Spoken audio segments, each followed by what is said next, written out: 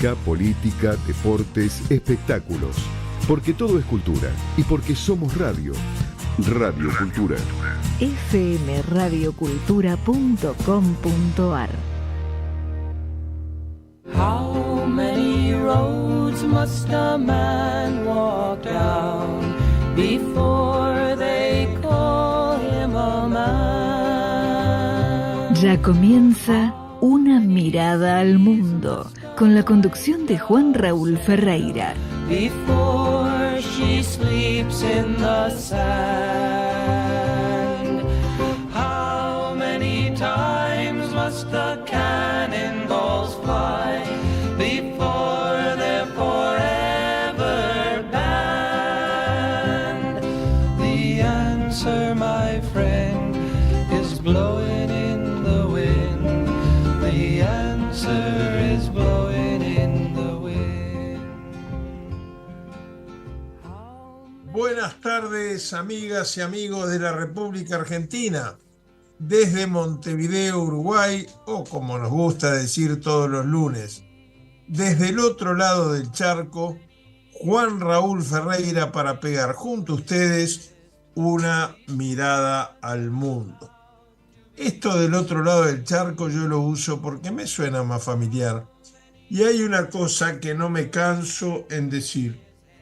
Lo dije los años que de muy joven Argentina me dio protección durante la dictadura en Uruguay. Lo dije cuando compartimos los mismos dolores con el pueblo argentino y me tuve que ir más lejos y llegué a Estados Unidos, donde siempre el destino tiene algún porqué, porque si yo no hubiera llegado en esas condiciones a Estados Unidos, quizás no hubiera conseguido una beca, no hubiera estudiado, no me hubiera graduado, bueno. Pero lo dije sobre todo cuando fui embajador de la democracia uruguaya ante la democracia argentina. No hay dos países en el mundo con una relación similar. A veces buena, a veces mala, a veces regular, pero de una intimidad familiar. Somos países hermanos. El 25 de agosto pasado nosotros celebrábamos nuestra independencia. ¿De qué? ¿De dónde? Del Imperio Brasilero.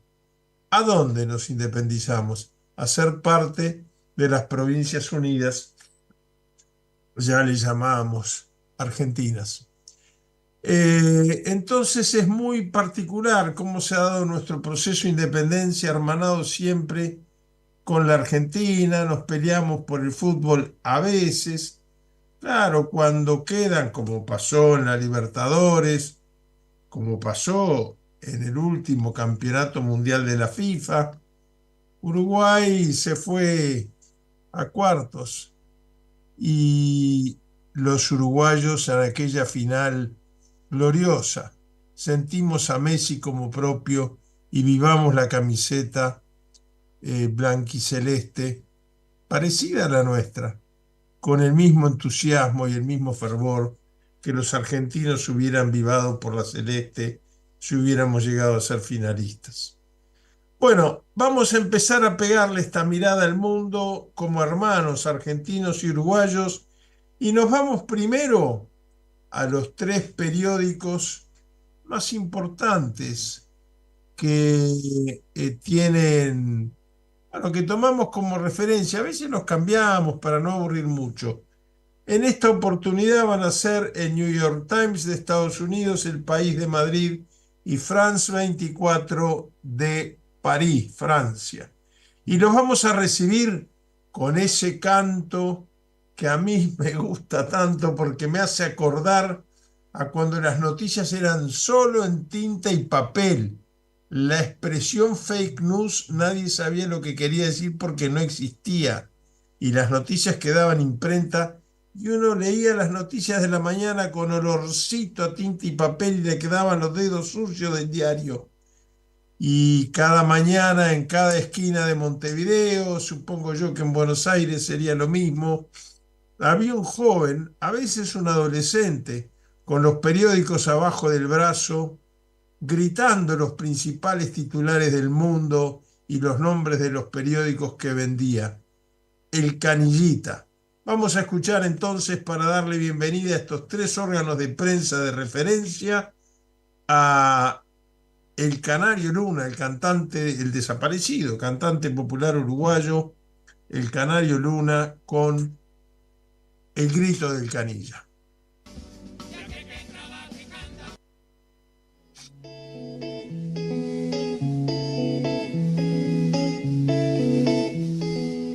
Quiero escuchar el grito del canilla, quiero sentir el hondo renacer de su pregón y emocionar a la que tengo en la garganta, ya que trabaja y canta, viviendo a puro pulmón. Quiero escuchar el grito del canilla y descubrir en sus manos entintada la verdad Y compartir la fuerza de la bohemia, de la madrugada previa, con la luz de su amistad.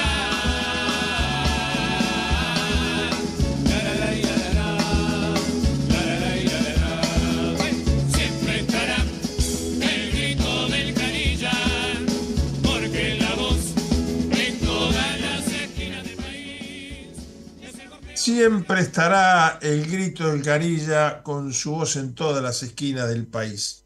Bueno, y hoy el canilla grita noticias de todas partes del mundo. Del diario New York Times, el periódico publicado en la ciudad de Nueva York, cuyo editor es Arthur Sulzberger y que se distribuye en los Estados Unidos y muchos otros países. Su vieja sede periodística da el nombre a la icónica Times Square. Yo me doy cuenta que ya no solamente turistas, hay americanos que ni siquiera lo saben.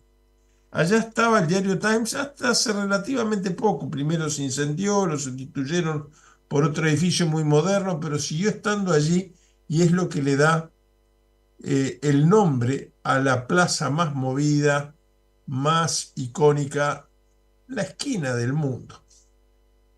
En New York Times hemos elegido la siguiente noticia sobre la reforma judicial en México. El presidente López Obrador, ustedes saben que después de muchos esfuerzos, a pocas semanas ya de dejar la presidencia de la República con una presidenta electa de su propio partido y de su estricta confianza personal, dio a conocer la aprobación del polémico redisueño del Poder Judicial mexicano, que a partir de hoy, lunes 16, se convierte en ley. México, ahora los votantes podrán elegir a los jueces de todos los niveles, reestructurando drásticamente el tercer poder del Estado.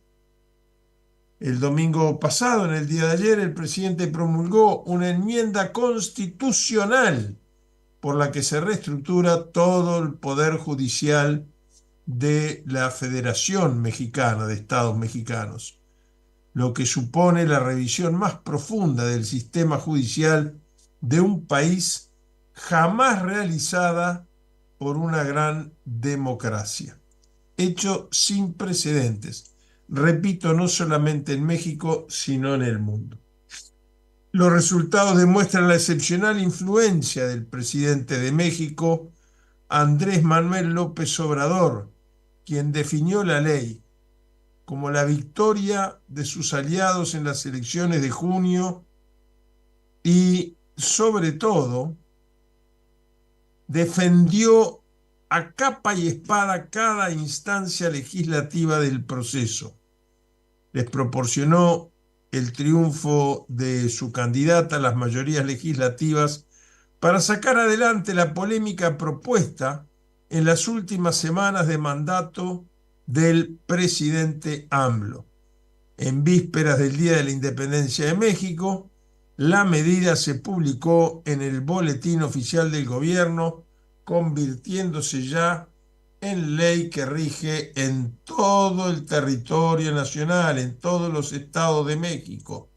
La ley cambia el poder judicial de un sistema basado en nombramientos en gran medida centrado en la formación y las cualificaciones, a otro en el que los votantes eligen a los jueces, aunque haya menos requisitos para presentarse, lo que sitúa a México en un rumbo no probado, cuyas consecuencias hoy son difíciles de prever. Por un lado, se evita la politización del Poder Judicial con designaciones políticas cuyas consecuencias, por ejemplo, estamos viendo negativas ahora en Estados Unidos, pero al mismo tiempo pone la dificultad de la eventual falta de calificación de fiscales, jueces y aún de magistrados de la Corte Suprema de Justicia. Nos vamos rápidamente a Europa. Vamos a Europa porque nos gusta que las noticias que analizamos no sean de el país cuyo diario leemos. No quiere decir que nos vamos informativamente a Europa. Nos vamos a la prensa europea. El País de Madrid, periódico español fundado en 1976, cuando empezaba a instaurarse la democracia en España después de la muerte de Franco. Se redacta en español, aunque también publica contenidos en catalán, en inglés y en portugués. En catalán, por ejemplo, publica el suplemento Quadern en la comunidad autonómica, en la Generalitat de Cataluña, en idioma catalán y noticias sobre Cataluña. Bueno, pero vamos a comentar del diario El País una noticia sobre Estados Unidos, siempre transatlántico. Vemos un diario que piensa de lo que pasa en otro hemisferio. Bueno, en el caso recién de el New York Times, digamos México, que es un país fronterizo. Bueno, dice El País de Madrid que el FBI investiga un supuesto intento de asesinato contra Trump. No el conocido 3 días antes de la convención, no. Uno que refería a un complot en el club de golf de Florida y del cual el propio presidente Trump no tenía conocimiento.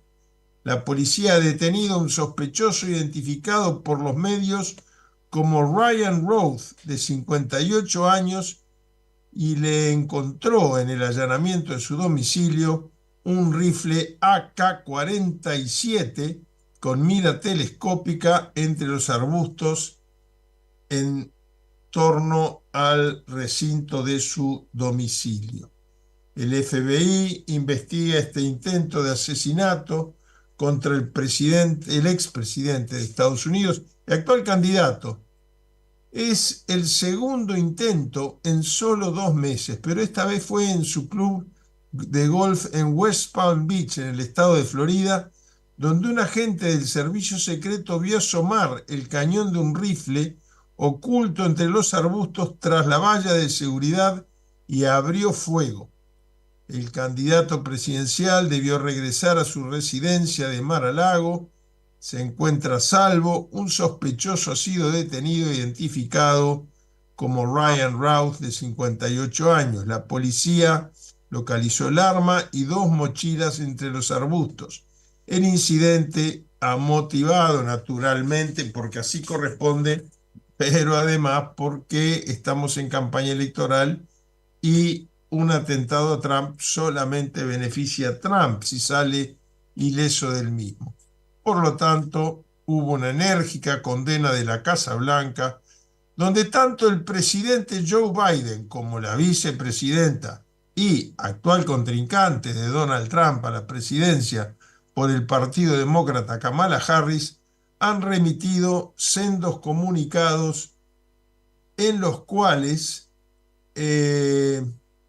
expresan su alegría porque Trump se encuentre a salvo e insisten en que la violencia política no tiene un sitio en Estados Unidos.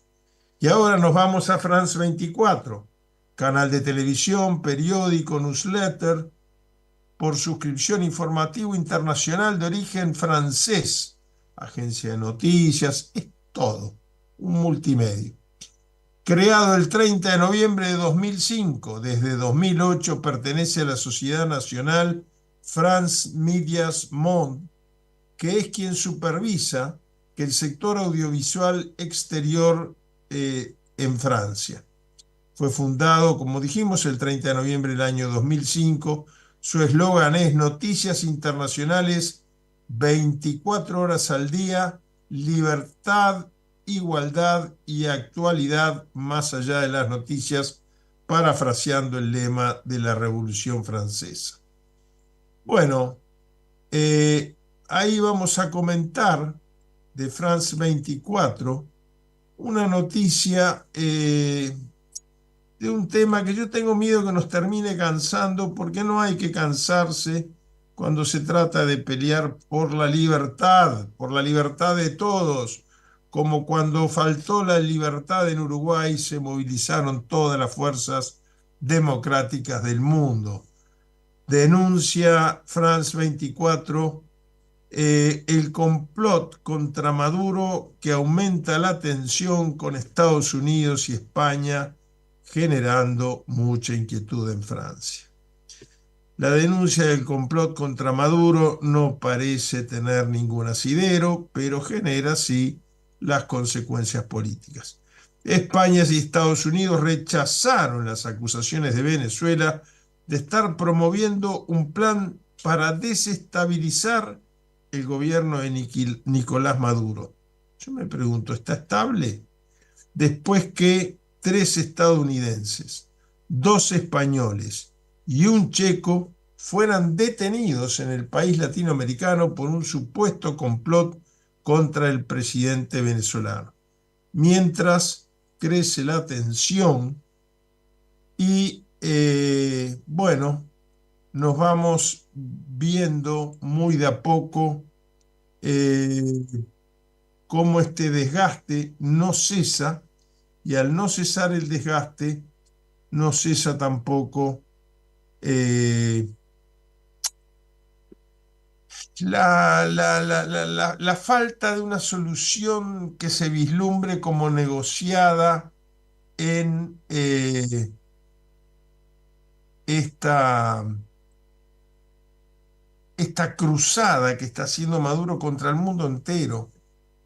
A los países a los cuales expulsó a los diplomáticos, ahora les quitó la protección diplomática que les había dado Brasil. ¿Hasta dónde va a llegar este tensar de la cuerda antes de que la cuerda se rompa? No sabemos. Es muy duro y los que más sufren son los propios venezolanos.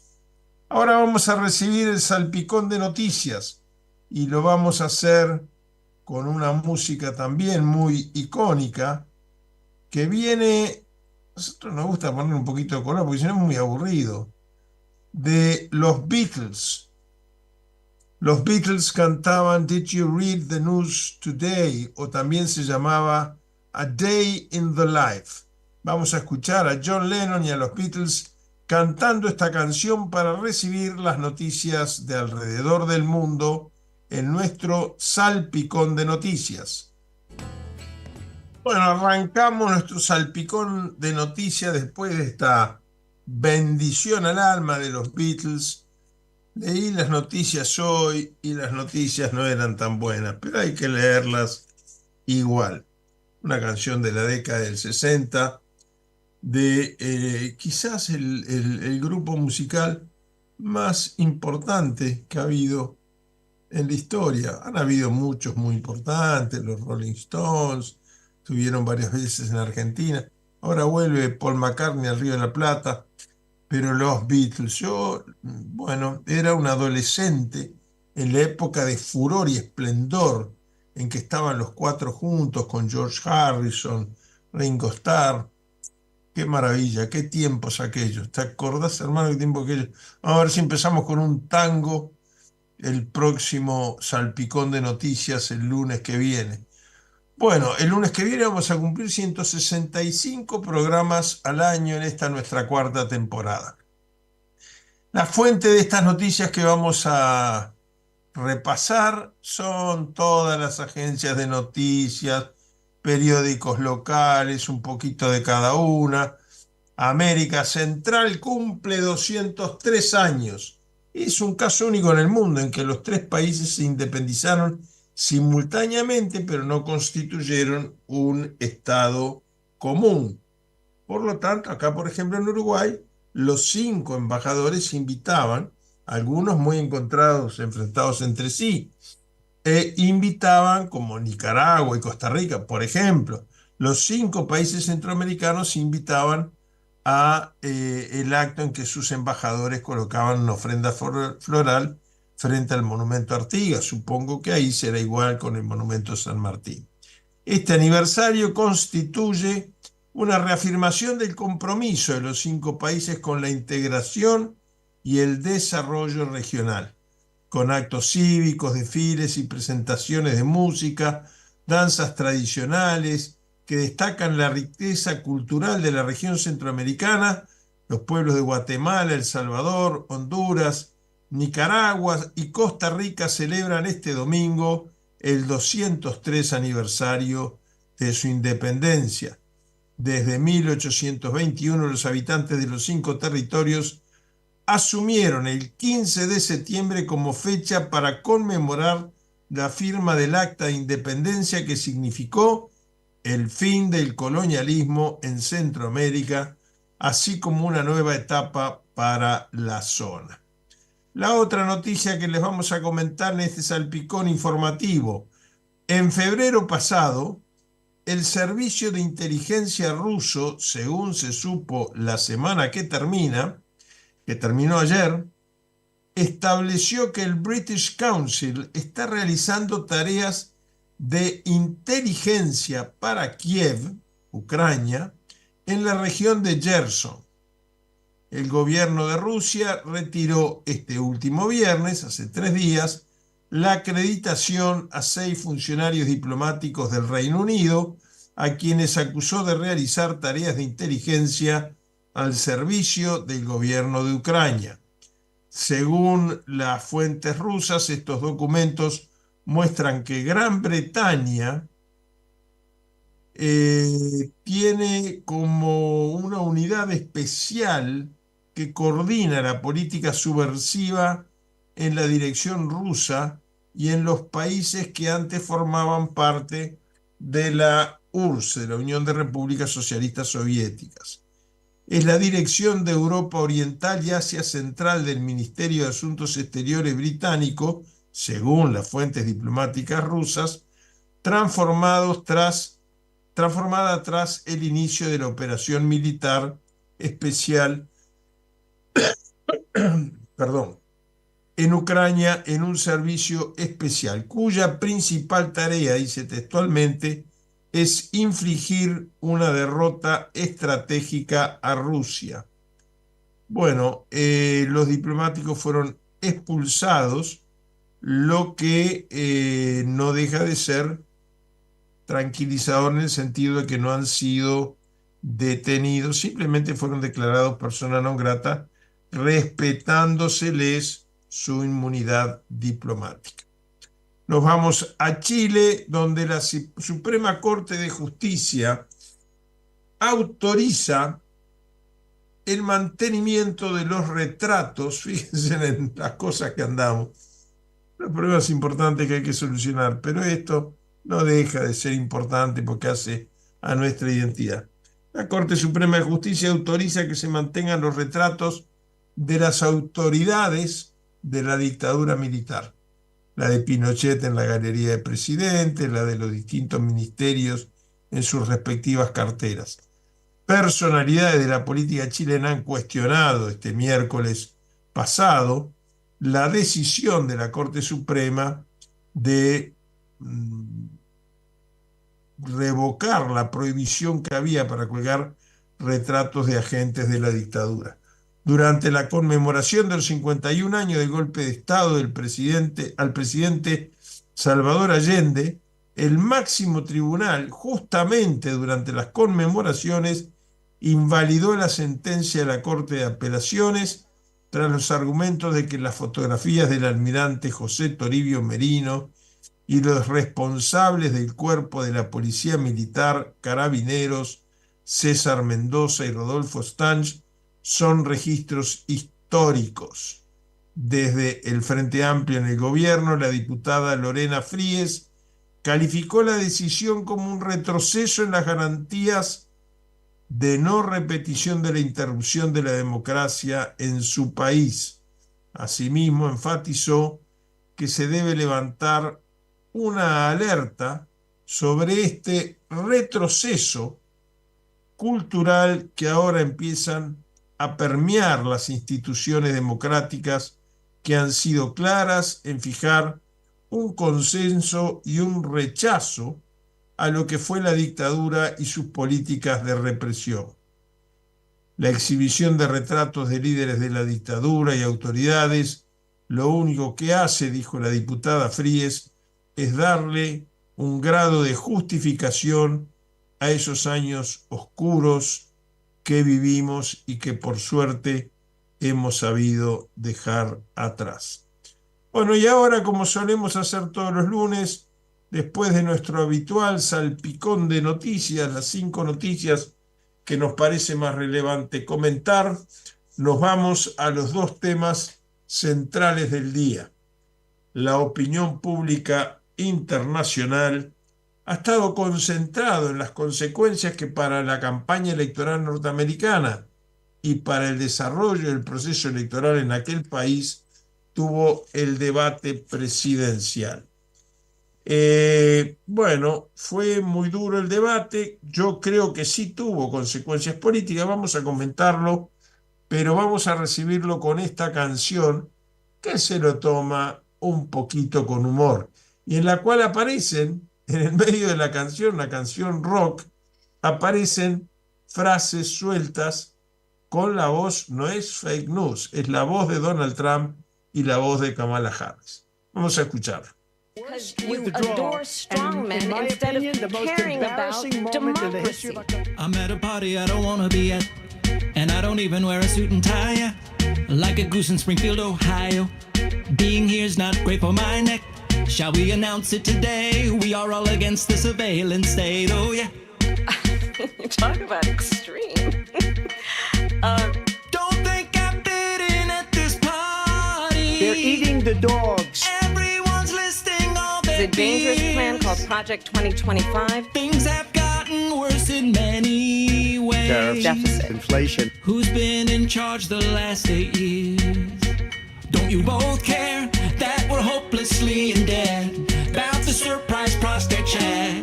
Transgender operations on illegal aliens Attack that are in on our prison. As they democracy. fight, we're losing our rights. Maybe it is not so bad. Ooh, ooh, ooh, ooh, ooh. Can you stop? Sorry. Don't think I fit in at this party. Bueno, finalmente se realizó la semana pasada el debate entre Trump y Kamala Harris el día jueves. El debate fue organizado por la cadena de noticias ABC. En realidad estaba previsto un debate de la CBS, en la CBS, otro en la ABC y otro en la NBC. Uno ya fue realizado, pero no estaba Kamala Harris de candidato. El primer debate fue entre Donald Trump y quien se creía o era el candidato por el Partido Demócrata hasta ese momento, el presidente Joe Biden.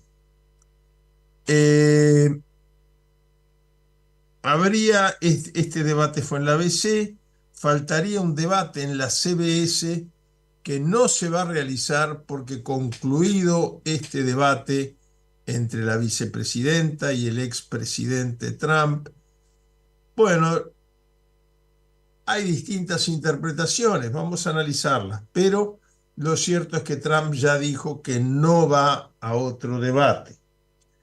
Algunos dicen que es porque sabe que perdió, él dice que es porque sabe que ganó, pero bueno, vamos a ver qué elementos tenemos para juzgar eso. Para poner en contexto el tema del debate entre Kamala Harris y Donald Trump, hay que tener en cuenta que el debate anterior fue el causante de la dimisión a su candidatura del presidente Joe Biden. Había una presión muy grande en filas demócratas para que Biden retirara su candidatura, pero no fue hasta que perdió por nocaut. En esto hay unanimidad en Estados Unidos. El propio Biden lo reconoce, perdió por tal margen que retiró su candidatura, reconoció que ya no estaba en edad para aspirar a 4 años más y le dio el paso a Kamala Harris, que rápidamente tomó el control de un partido que se había entregado, desintegrado y entregado, las dos cosas.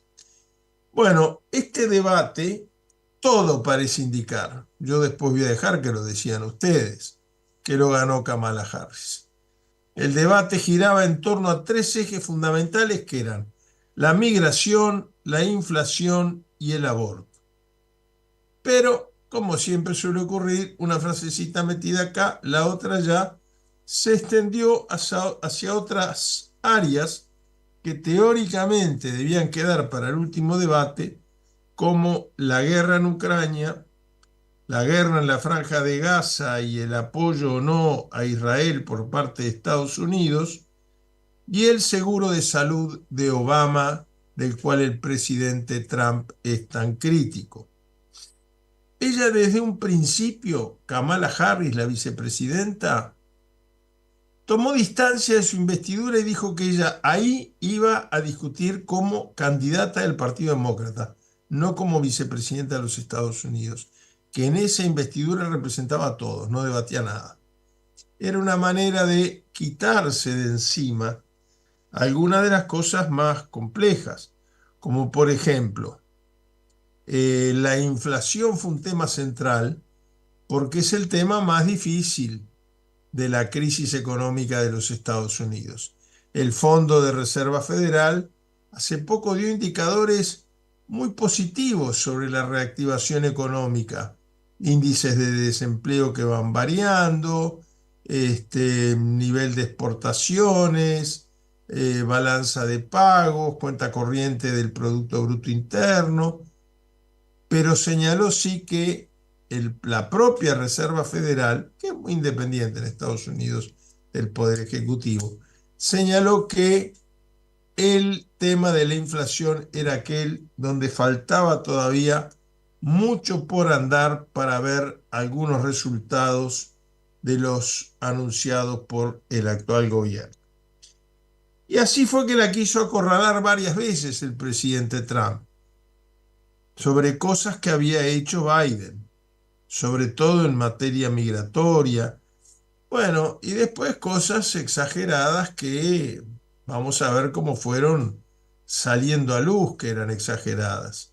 Sobre el aborto dijo que el presidente Joe Biden, que es católico, dicho sea de paso, había permitido que aún después de nacidos los niños se decidiera si se les quitaba la vida o se les dejaba vivir por opción de la madre. Lo que puso el presidente Biden en un texto legal que él mismo promulgó, pero que fue aprobado con un consenso con republicanos, es el caso en que los médicos tienen que decidir la vida de la madre o la vida del niño, porque salvar las dos es imposible. Un tema que genera dudas éticas muy grandes y que cuanto mayor marco regulatorio, menos va a depender de la voluntad de cada médico. Pero bueno, en todo caso, sobre el tema migratorio, por ejemplo, el presidente Trump llegó a decir que en Springfield, una ciudad muy cerca de la frontera, no quedaban, esto parece un chiste, pero es verdad, no quedaban mascotas, porque los inmigrantes, hay 11 millones de inmigrantes legales en Estados Unidos. Es todo un tema, ¿no? Va a ser clave en esta campaña. Pero decía el presidente Trump que los inmigrantes se habían comido todas las mascotas de Springfield. Las nombró perros, gatos, hámster, cuises, que no queda una mascota viva en la ciudad de Springfield porque se la comieron las olas de inmigrantes que, además de hambrientos, dijo que eran criminales, asesinos y ladrones, generalizando así de una manera tremenda. Curiosamente, la que le desmintió esta información no fue la vicepresidenta Kamala Harris, sino uno de los periodistas que regulaba el cumplimiento de las reglas y las normas preestablecidas y aceptadas por los dos candidatos. Un periodista de la ABC, que lo interrumpió y le dijo: señor presidente, se ha comunicado con nosotros nuestro corresponsal, el corresponsal de ABC en Springfield, y dice que no hay una sola alegación ni ante las autoridades policiales, ni ante la alcaldía, ni ante él como corresponsal de una de las cadenas de noticias más importantes de los Estados Unidos, de que esto esté ocurriendo. Dicen que es mentira. El presidente Trump no insistió, dijo: bueno, a mí me dieron otra versión, y siguió con otra cosa. Pero este fue el nivel de debate. Trump trató de agredirla muchísimas veces, dijo que era una marxista-leninista militante, todo porque aparentemente su padre enseña economía marxista, según el presidente Trump. Lo que enseña es economía y las distintas corrientes de pensamiento, incluyendo la marxista, en una universidad norteamericana. Bueno, a raíz de eso la acusó de marxista-leninista. Bueno, ¿qué podemos decir de del resultado del debate? Hubo mucho que es muy difícil de citar y que tiene que ver con la expresión verbal. El presidente Trump estaba enojado, estaba con cara de mal humor, a veces cerraba los ojos como diciendo: ¿qué desquicios tengo que escuchar? La presidenta Kamala Harris, cuando el presidente mentía, cuando ella consideraba que era no discrepable, sino mentiroso lo que decía Trump, se ponía la mano debajo de la pera, lo miraba y sonreía, haciendo levemente que no en la cabeza. Pero algunos resultados fueron fácilmente detectables. Por ejemplo, la cadena CNN hizo una encuesta donde el 63%, esto no es adhesión, estar a favor o en contra, es quién ganó el debate. El 63% de los encuestados por la CNN dijeron que Kamala Harris, y solo el 37% sostuvo que Donald Trump. Esta misma encuesta, durante el debate del presidente Biden contra Donald Trump, había dado 68% a favor de Donald Trump. Ahora le da 37%, la mitad. YouGov, una de las encuestas más prestigiosas, le da 43% a Kamala Harris, 28% a Donald Trump. Esta encuesta incluye también los que no vieron el debate o contestan no sabe, no contesta. Es decir, duplica la cantidad de americanos que creen que ganó Kamala Harris, que apuntó ni a un público de centro, ni de centroizquierda, ni de centroderecha. Apuntó a la pecera de los que no iban a ir a votar, para que vayan y voten al Partido Demócrata. Los electores por primera vez, los hijos de inmigrantes, familiares de inmigrantes, los hispanos, que hoy son el grupo étnico más importante de la ciudadanía norteamericana. Y bueno, después de los debates, la energía que tomó la campaña electoral del Partido Demócrata es tremenda, recurriendo varios días consecutivos a batir el récord de recaudación en una campaña electoral, que ya lo habían vencido en julio, recaudando 310 millones de dólares. 310.000, millones de dólares. Bueno, vamos a ver ahora cómo sigue esto. No, la pregunta no es quién gana las elecciones. Yo tengo la impresión de que Kamala Harris tiene grandes posibilidades. Lo que nos estamos preguntando por ahora es quién ganó el debate. Y lo que debemos recordar es que antes del debate no valía la pena ni realizar las elecciones. Estaban ganadas por Trump. Ahora Kamala Harris es la favorita, aunque por pocos puntos dentro de lo que puede ser el margen de error o dentro de lo que puede ser descontable en lo que queda de la campaña electoral. Después de esto, el presidente Donald Trump manifestó que no quiere volver a debatir. Y él dice que querer volver a debatir es una demostración de derrota. Un jugador que lo noquean pide enseguida la revancha, dijo. Sin embargo, él, que fue el ganador seguro del debate contra Joe Biden, era el que pedía un debate con Kamala Harris. Entonces, o lo uno o lo otro. Pero no puede valer un argumento para una vez y otro distinto para la siguiente vez. Bueno, nos vamos a ir a la segunda y última noticia que analizamos en nuestro comentario, en nuestra mirada al mundo del día de hoy por FM Radio Cultura de la Argentina. Detectan un avión militar ruso frente a la costa de Alaska. Recordemos que Estados Unidos, a través del estado de Alaska, esa curiosidad de la geografía, tiene límites con la Unión Soviética. Perdón, con la Federación Rusa, antes con la Unión Soviética. Y vamos a escuchar esta canción de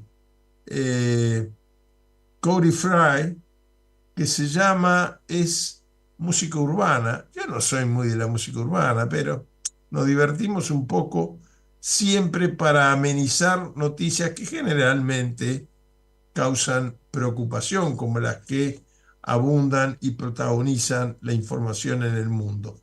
Entonces vamos a escuchar esta canción de música urbana que se llama Yo también quiero volar como los aviones.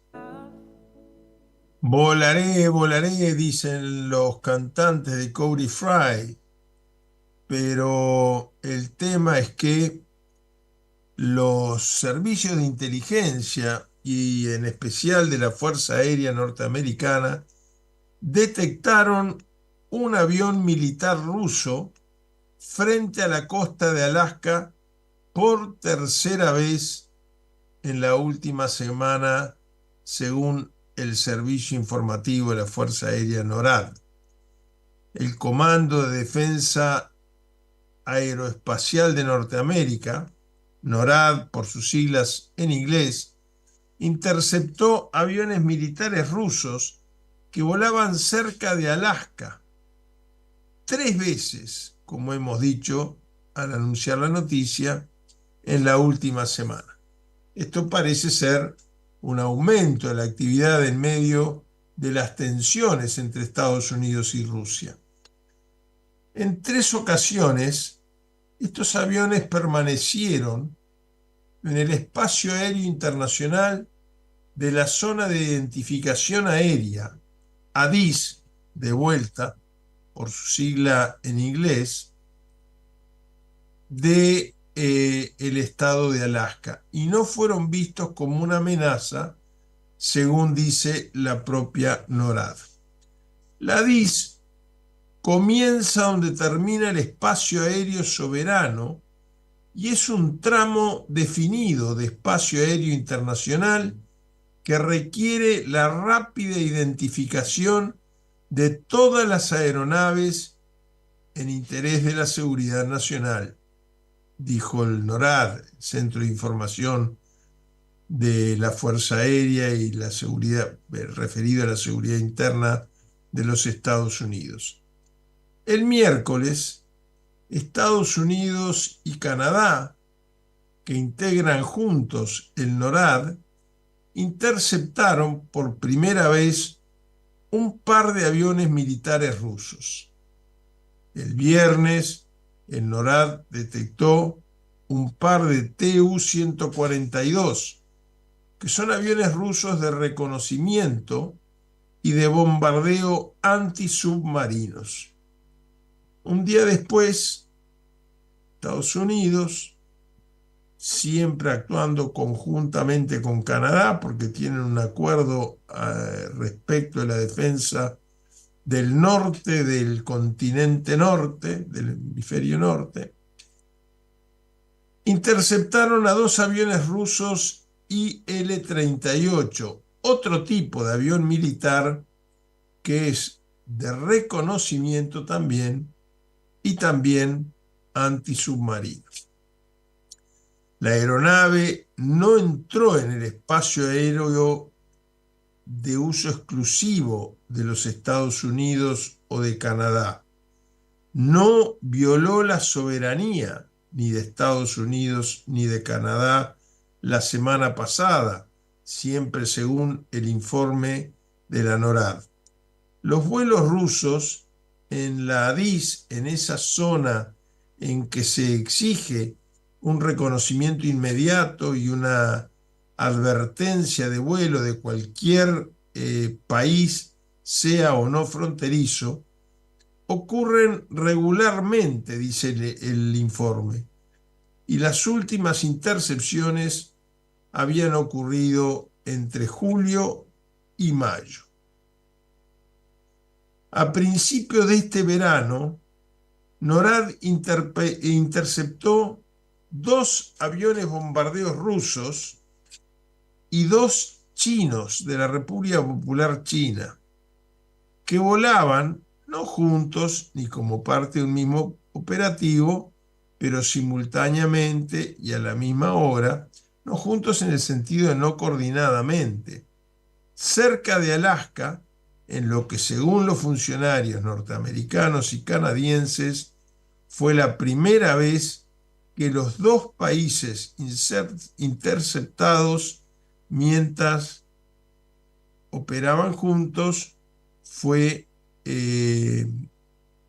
respondido con un comunicado de las autoridades rusas. El comunicado no aclara si eran ejercicios militares, si estaban cumpliendo una misión militar, pero significa, sin lugar a duda, una escalada en las relaciones entre los 2 países.